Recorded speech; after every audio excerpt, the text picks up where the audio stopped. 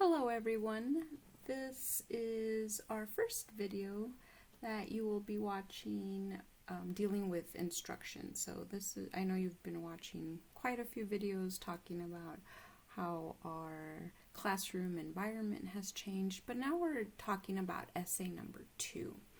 So I will post this PowerPoint to Canvas, but you kind of need my narration to help you make sense of what my slides mean. So my slides aren't self-explanatory if you just review the slides. You need my instruction.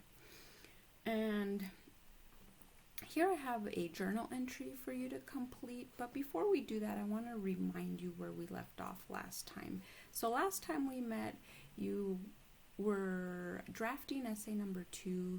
You took some class time to look at the material, the support material you were introducing in your essay. So I just wanted to remind you that I gave you time to think about your thesis, and then I shared my sample. So I'm looking at gun control for my essay if I were working on this assignment. And so here's my working thesis statement where I'm proposing that mandatory educational training should be offered to new gun owners.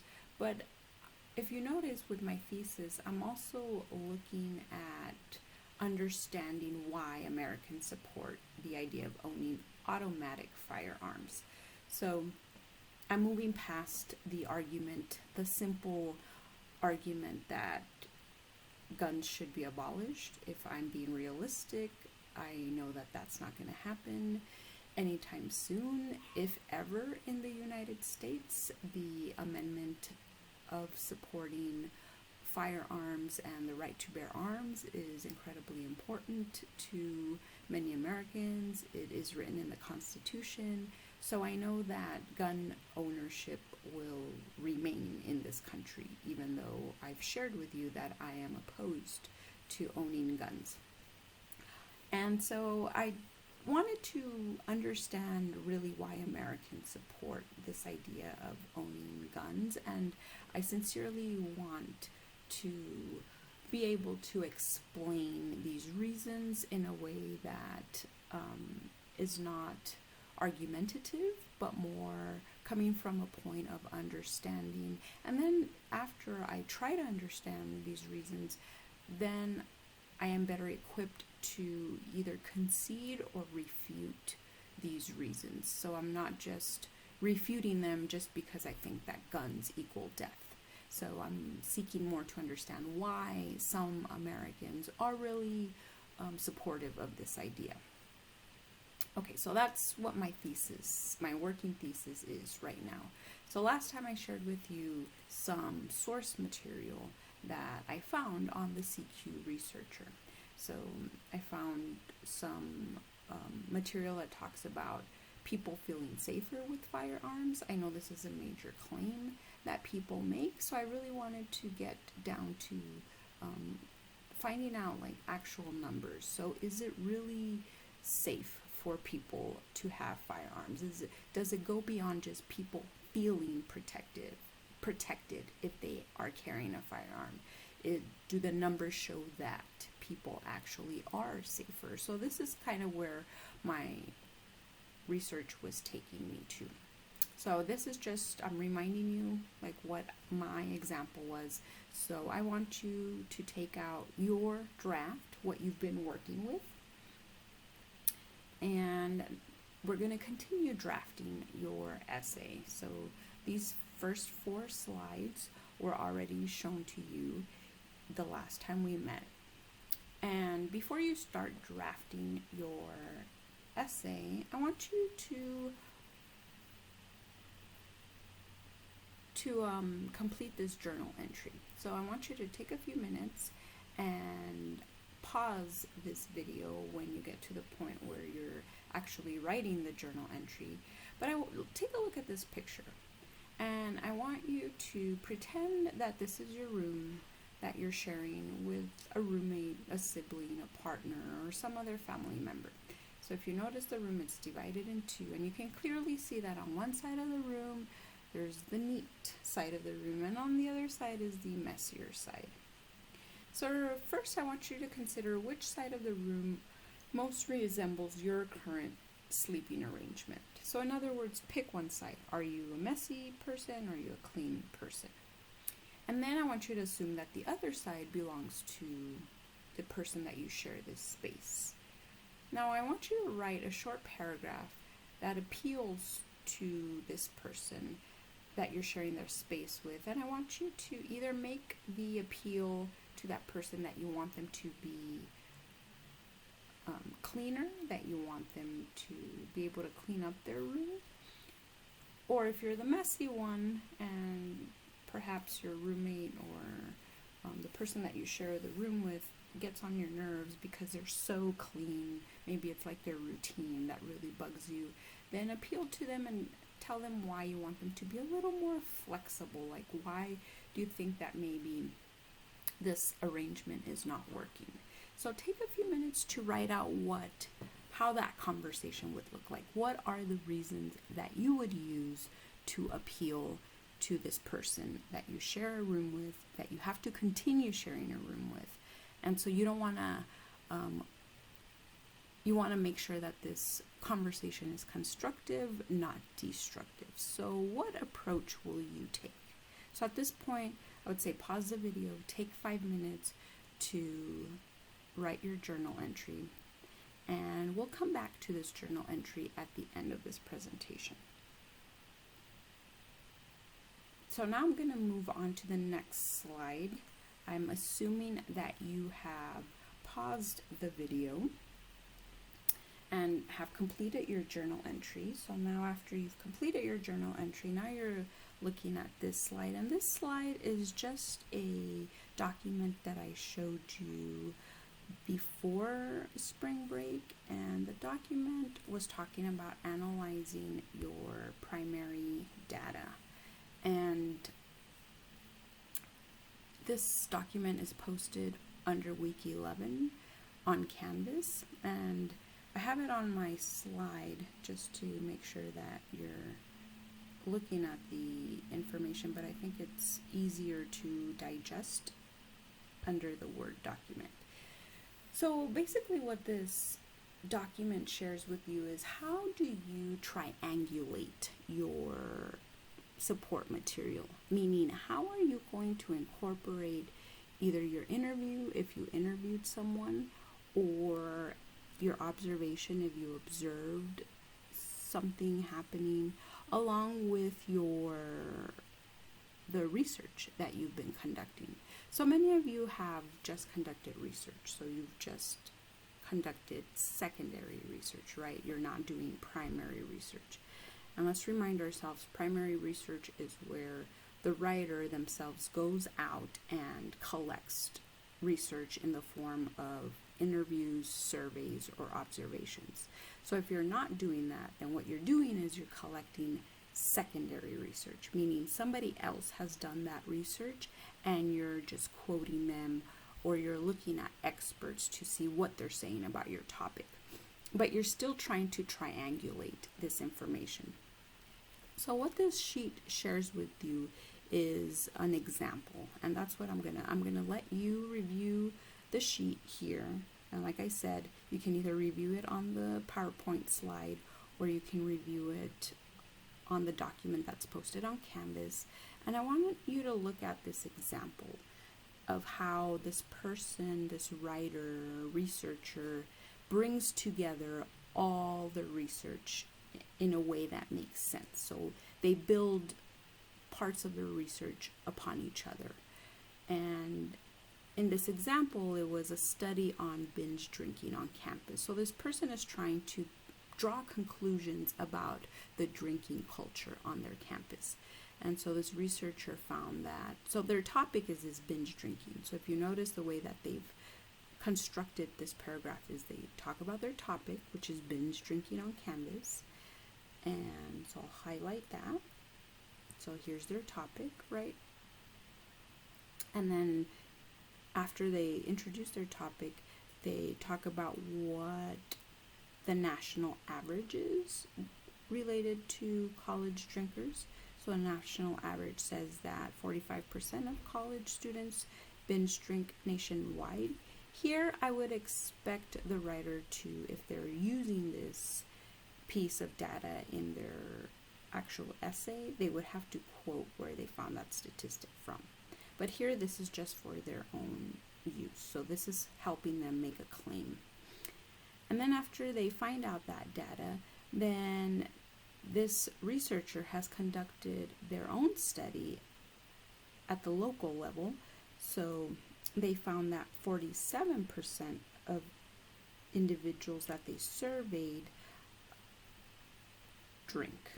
On 47% of the individuals surveyed, which I assume are college students, drink. And then this person also interviewed a counselor on campus who says that 1/3 of students who this counselor sees suffer from a drinking problem, which is like 1 in 3 students suffer from a drinking problem. So what this researcher needs to do is now talk about how each of these numbers compare. So they need to do the interpretation now.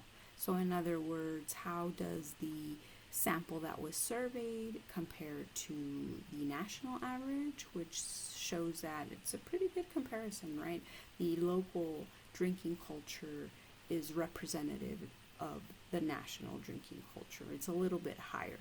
So this means that this is a typical kind of university.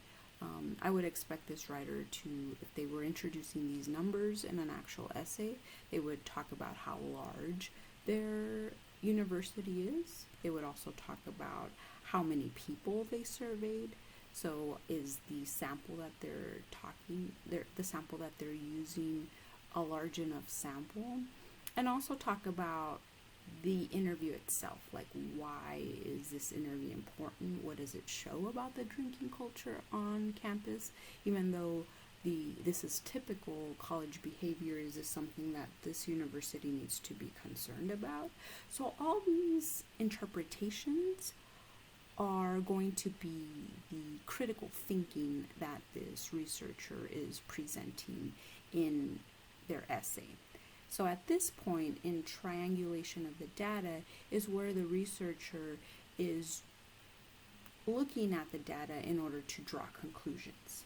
So everything that I talked about right now and what these numbers could potentially show means that the writer is at the point where they can offer conclusions. So that's what you're trying to do in your research. And you're also trying to show how you've discovered ideas or views or perspectives that you hadn't expected. So perhaps this researcher here didn't think that drinking was a big deal on campus. But after looking at these numbers, maybe that changes the person's perspective a bit. So the way that you interpret your data all depends on what view you held when you first introduced this topic in essay number 1. So consider what perspective you had on essay number 1. Now you're really focusing on what the research is showing you and how your perspective might change. And that's what I'm trying to do when I'm researching gun control. I'm really trying to find out where is that other side coming from, because that's where I lack understanding, because I know why I hold my view. Now I'm sincerely trying to find out, why do other people have these strong views on gun ownership, and they're views that I don't understand, that I don't appreciate. So can I come to a point where I do at least appreciate some points that the other side is making? So that's where my research comes in. So I'll go to slide number 7 now. So this is where I want you to consider the claims that you're making. So now I'm going to talk about claims and reasons. So in your body paragraph, you should present claims. So after you introduce your topic, you're going to offer claims that relate to your thesis statement, right? So I'm going to go back to my working thesis so I can remind myself of what idea I'm working with.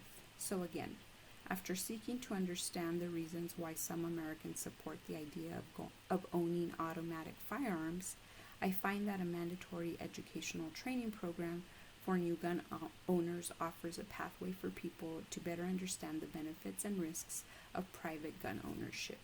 So here in my thesis, I pretty much map out what my paper is going to look like.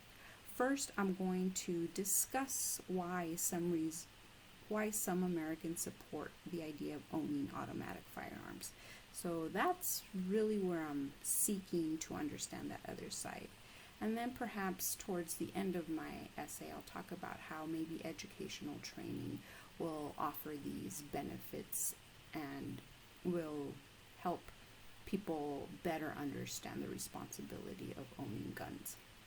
But my first task is to try to understand that other side. So that's what I'm going to be focusing on here when I draft this part of my essay. So now that I've reminded myself of what my thesis is, now I want to think about a claim. So a claim is just basically one idea that relates back to your thesis statement. So one idea that keeps coming up as I'm learning more about why people support gun ownership is that these people are saying that it's people that kill other people. People are the ones that create violence, not guns. Guns are just the tools. So the argument is that since people are violent, they're going to use other means to create other forms of violence, whether or not they have guns. So that's a reason that I want to explore. So what I'll do is I'll offer this claim. So this is my claim. Supporters of gun ownership make the argument that people create violence, not guns. They consider guns as one of many tools that can be used. And here I should have to harm people. And I learned more about this through the CQ Researcher site, the database. And one expert in this conversation, Stephen Halbrook, talks about this idea. So here I'll insert my research. And as I'm offering this outside research, I want you to notice how I build it up. So notice that I'm just not coming up with a quote, so I just didn't find a quote to insert here. What I did was I looked at the research and it logged me out. So let's see. Hopefully it's still in it. Okay, so here I read this piece by Tom Price on gun violence. So I read the entire overview, so I have an understanding of what this piece is saying. So I just didn't pick and choose certain quotes that stood out to me. I got a feel for what this person is saying. They gave me a really good overview of the issue. So as I was reading, I saw that here they're talking about how many students are being involved in this issue they're joining the conversation because of the school shootings that have happened. So especially after the Florida shooting, this is when so many people became directly affected and were directly involved in it. So these students were bringing attention to this issue. And here this is where I saw Stephen Halbrook's quote. And so what Stephen Halbrook says is that we don't need more laws regulating pieces of metal, says Stephen Halbrook, a senior fellow at the Independent Institute, a conservative think tank in Oakland, California. Quote, it's human violence. People do things, and they use all kinds of tools, end quote.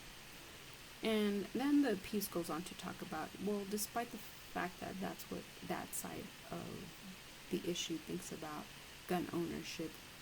The students that are bringing attention to this issue are actually making some changes. So these bullet points talk about how businesses have addressed the issue of gun ownership.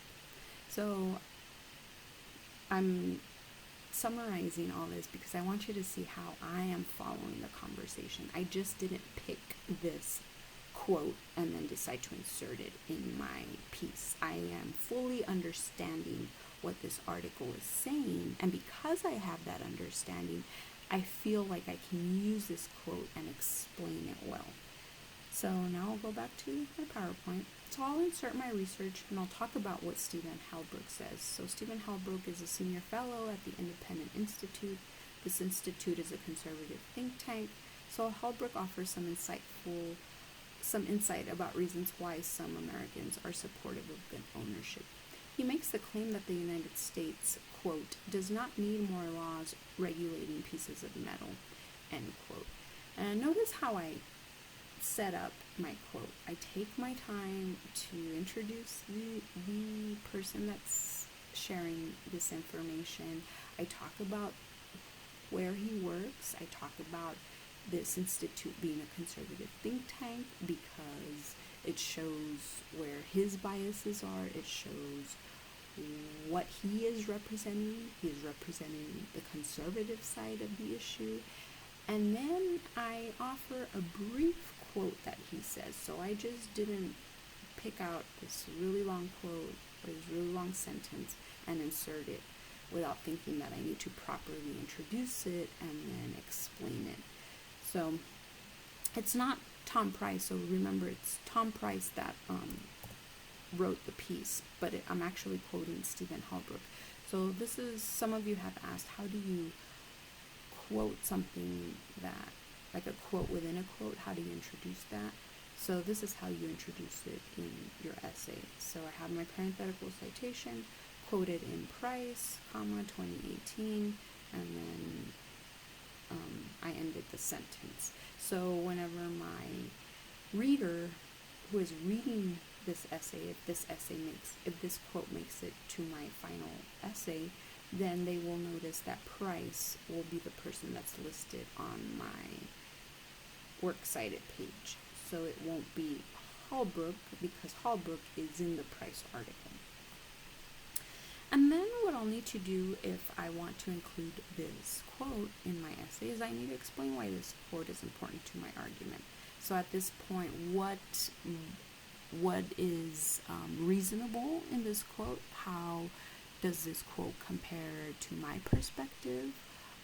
What can I agree with? I think that's a good starting point for this essay. Always think about what are you in agreement with, and then what can you not agree with. So I can agree that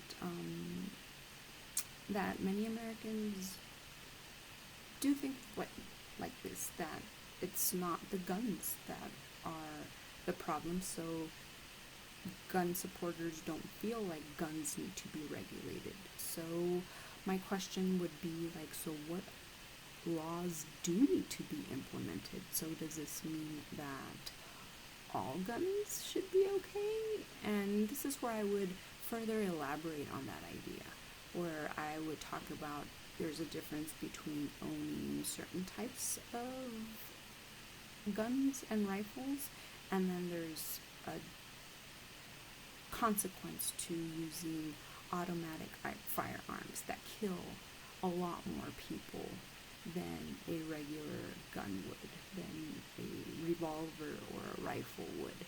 So that's really important. And then I would want to, so that's, I concede that it is people that pull the trigger, but what I would refute is the consequence of a particular firearm. So when an automatic rifle is used, that is meant to be used in a time of war to kill multiple people at once, and I'm not sure I would still have to do research on how many people per second or how many rounds of ammunition does a semi-automatic does a semi-automatic firearm, how many is it able to fire in a certain period of time versus like a non-semi-automatic firearm. And then I would want to bring in data that compares the U.S. to other countries that have much lower numbers of violent related deaths. So here, this is where I keep hearing people that support gun control. So like the site that I'm on, that I support gun control, I always hear this argument that the United States compared to other developed countries has such a much higher rate of gun-related deaths. So this is where, again, I did more research, and I went out of the databases and I found a conservative website and a liberal website that talks about these numbers, and I was able to learn a bit more of how the numbers are interpreted. So I'm going to go to the internet now. And so this is, I'll start with the conservative. So this is the liberal website box. And so basically what I researched was, how does the United States compare in gun-related deaths to the rest of the world, or in gun violence to the rest of the world. And I found this website, and this came out in 2015, so it's a bit dated, but like I said, I learned quite a bit from this person, Ryan McMacken. I did make sure that I read more about this website, Mrs.org, and so I read a little bit more about the Mrs. Institute and what it stands for, and who Ryan McMacken is. So if I use any information from here, I'm able to properly introduce this website and this person, so I know that to introduce it as a conservative site. This person's coming from that conservative point of view. But it's a lot of numbers, and a lot of numbers that are presented in this way that usually the literature that I read about gun control doesn't present it in that way. So I read more about how when we talk about developed world versus the third world, and how the United States is always compared to like the developed world. But this writer makes a good point that maybe the United States should not be compared to European countries, but more to countries across the Americas, because it has a lot more, the United States has a lot more similarities to those countries than it does to European culture. So I found that in this section here, where this writer says, it makes more sense to compare the U.S. to other states in the Americas than to Europe or Japan. The U.S. and most Latin American countries were settled in similar time periods. So all these, I think, are compelling reasons, and these might be some reasons I introduce in my essay, and I would concede to this. And so I would talk about how this person draws up this graph and talks about how the U.S. lies in the middle. So compared to other countries in the Americas, the U.S. is kind of low, like it just lies in the middle. It's not as high as these other countries. It's certainly not as high as Mexico or Paraguay or Nicaragua. So it's very revealing. But what is something to consider is how the U.S. in this graph lies all the way over here, and this means that the U.S., the number of people that own guns. So the U.S. is all the way over here, and this writer is making the case that even though the U.S. is all the way over here in terms of how many people own guns, it's pretty low in comparison to the other countries of how many gun related deaths happen in the Americas. So I can concede to that. And that's something that I would talk about in my discussion, that I would concede to, even though the U.S. has a lot more gun owners than the rest of the people in the Americas. It's pretty low in the amount of murders that happen that relate to gun-related deaths. But then I would look at how the liberal site interprets that research, and something that I find more compelling, so it's related to what this other person was saying in terms of how this has so much more, how the U.S. has so many more gun owners, but what this site talks about, it gives a little bit of a history about how the problem that the U.S. has is the number of people that own guns. And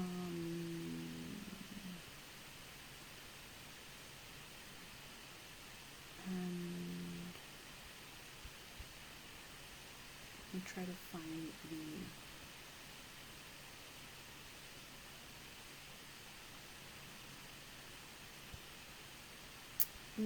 find a piece of data that I found the most compelling.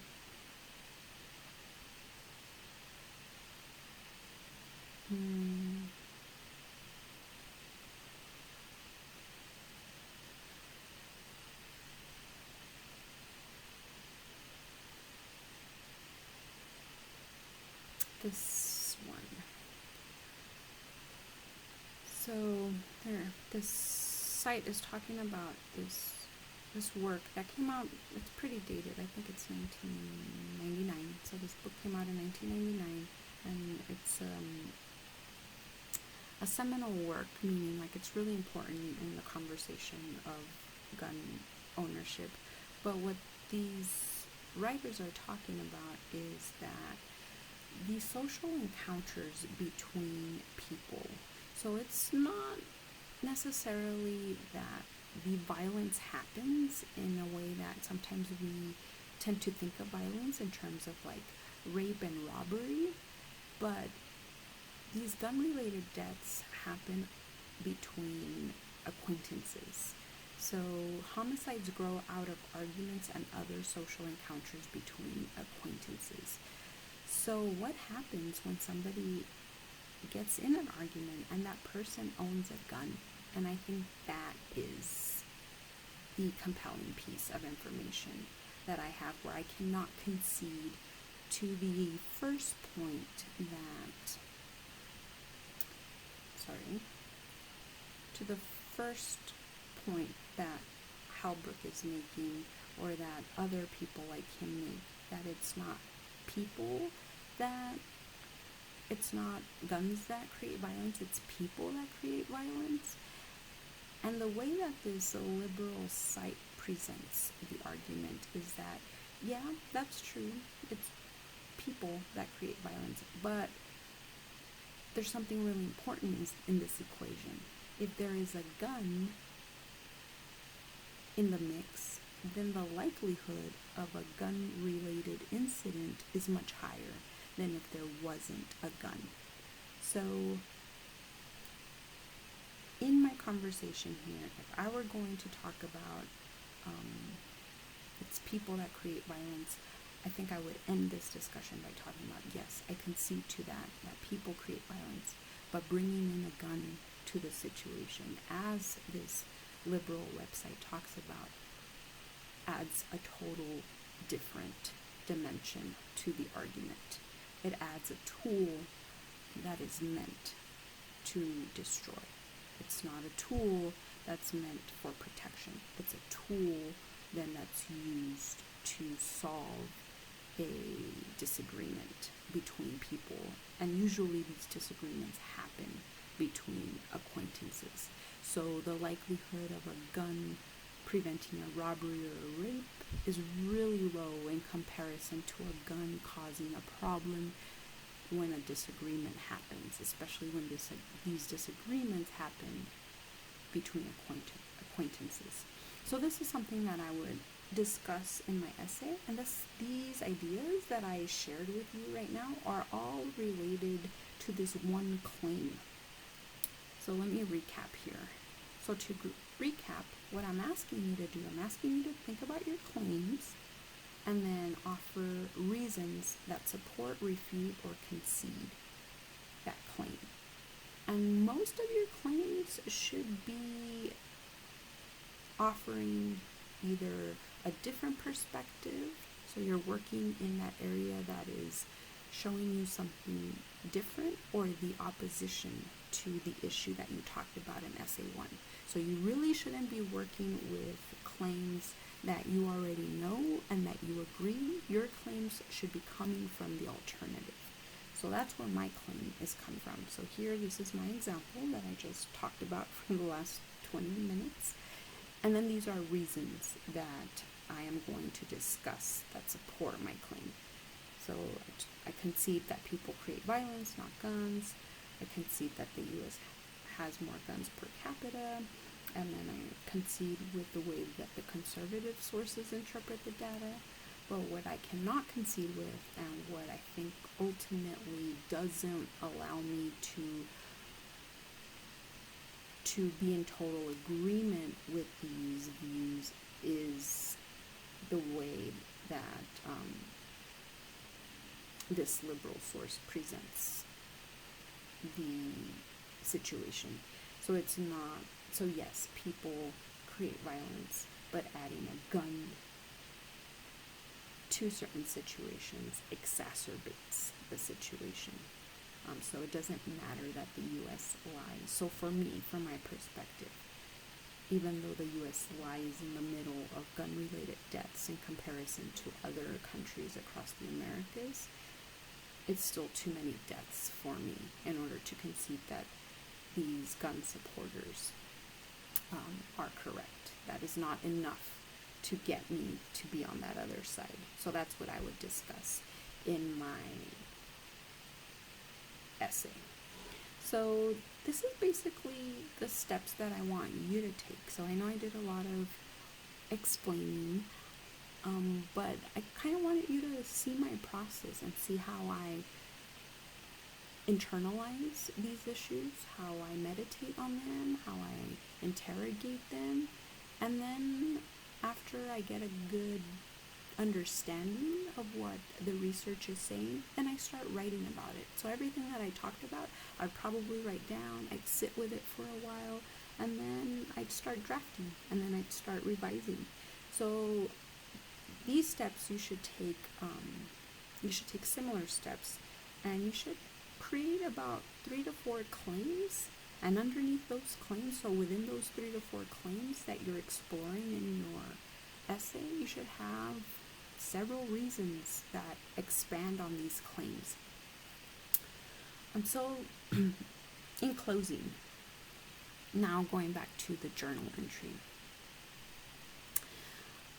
I hope that in your paragraph, I want you to notice what language you used, how you opened the conversation, what your approach was to bringing up this issue with your roommate. So if this were me and I had this roommate, and actually my partner is like the messier one, so we'll start there. So my partner, person that I live with, would probably have a room, the side of the room looks like this, and it really annoys me because I want the entire space to look like this. But it doesn't do me good to always bring up this topic and argue with this person about being cleaner. So I try to use more neutral language when I bring up the topic. So I probably ask how that person's day was going, if they were feeling overwhelmed, is their week packed, how does their schedule look. So I bring up these safe topics before I go on to make my plea that hopefully they can find time to clean their side of the room. So then I would anticipate that this person, my partner, would say, well, I've had a packed week, I'm so busy with work, and I'd say, oh, I understand, I'm busy too. And then I'd say, I understand that this, on top of being busy, cleaning your side of the room is not something that you want to do on your free time. I totally get it. And I'd say, whenever I come home from work, I'm so tired. But usually what I do is that daily I'd maybe spend 10 to 15 minutes trying to pick up some things off the floor and putting other things in the wash, and that way it doesn't build up. So then I would offer suggestions on how this person could approach this problem. And then hopefully in closing I would say, it's kind of hard for me to live in this space that's really messy, so I know that that's not how you don't care if the room is messy, but I do, and it causes me to not feel comfortable in this room. So is there a way that we could work something out that would benefit both of us, that would work for both of us? And I think that's a good way to start the conversation. So if you notice, I didn't start off in an argumentative way. I started off with some common ground, and I tried to build common ground by talking about our busy schedules so I could understand where this person was coming from. And the point to this journal entry, is to get you to start thinking about how are you going to open your essay. So I want you to think about essay number 2 as you starting a conversation with somebody that's coming from that opposition or from an alternative perspective. So this person or this group is offering you an alternative way of thinking about your issue. So your job is to present your topic in a way where this other group will continue to read your essay and will not be offended by the language that you're using, and will not be offended by the way that you build your discussion. So being very neutral is something that you should consider as you're writing your essay. And remember, the point of the essay is not to persuade a reader to believe your side of the issue. That is not the objective for this assignment. The objective is for you to come to a better understanding of where the opposition is coming from, or where some alternative views are presented, and that way you can better understand the topic and have a better grasp of where what conversation is happening, and how do you create a dialogue with some topics that are a lot more controversial than others. Okay, so that's all I have for this presentation. So now your job is to continue drafting your essay, and please make sure that you submit your final draft by Tuesday, March 31st at 11:59 p.m. because